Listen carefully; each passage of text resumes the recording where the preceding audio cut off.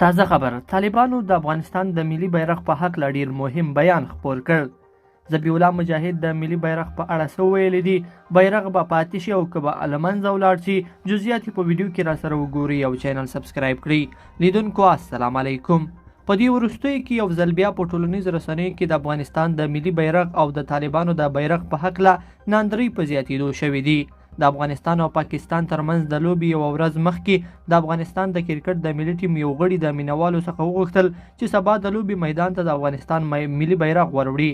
د دې خبرې په مقابل کې د طالبانو یو غړي او فعال جنرال مبین دومره غوسه شو چې د کرکټ د ملي ټیم لوبغاړو ته اخطارونه ورکړل او ویل چې که چیرې دوی د طالبانو سپین بیرغ ونه مني هغه ښکل نه کړي نو بیا والله که کرکټ راڅخه وکړي. د طالبانو د دې غړي له لوري د ملي ټیم د لوبغاړو ګواښل او د افغان ملت له سخت غبرګون سره مخ شول. په ټولنیزو رسنیو کې مطلق اکثریت افغانانو د مبین دا خبرې د افغانستان د هویت او شان سره د دښمنۍ نښه وبلله او له موجود حکومت څخه یې وغوښتل چې د داسې اشخاصو خوله دې وتړي. د دې غبرګون وروسته حکومت مجبور شو چې اعلامیه خپره کړي. د کورنیو چارو وزارت په یوه اعلامیه کې وویل شول چې جنرال مبین خپل شخصي نظر بیان کړی دی. دا په هیڅ صورت د حکومت نظر او موقف نه دی. حکومت په ټول وس د کرکټ د ملي لوبډلې ملاتړ کوي.